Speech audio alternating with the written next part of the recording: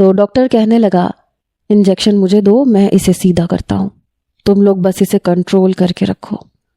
लेकिन वो शख्स 10 लोगों से भी कंट्रोल नहीं हो रहा था।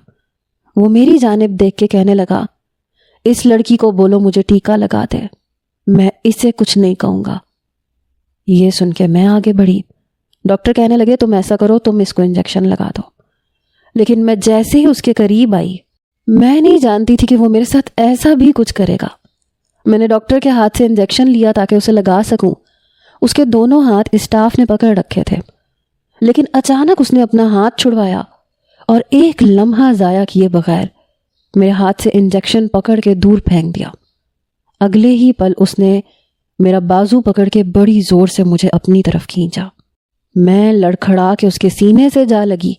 फिर उसने मुझे कमर से पकड़ के अपने साथ इस बुरी तरह से भींच लिया। वो कहने लगा, I love you, I really love you, मुझे छोड़ के कभी मत जाना।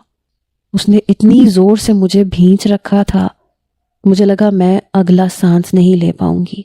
उसने मुझे ऐसे भींच रखा था, मुझे लग रहा था मेरी पसलियां टूट गई हैं।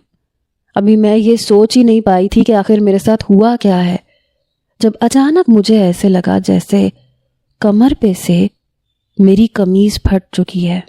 वो मेरी कमीज को पिछली जानिब से फाड़ चुका था। उसके सीने से लगे मुझे ये महसूस हुआ जैसे मैं किसी इंसान के नहीं बल्कि किसी ताकतवर जानवर की गिरफ्त में आ चुकी हूँ। नौजवान लड़के उसे मुक्के मार रहे थे ताकि वो मुझे छोड़ दे।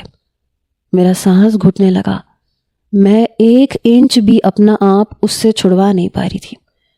वो मेरे कान में कहने लगा, तुम मुझे सैराब कर दो वरना मैं सबको आग लगा दूंगा।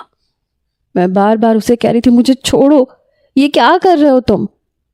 लेकिन फिर मुझे ऐसे लगा जैसे उसकी उंगलियां सिरकती हुई मेरी कमर को काट रही हैं। मैं चिल्लाने लगी, रोने लगी, लेकिन फिर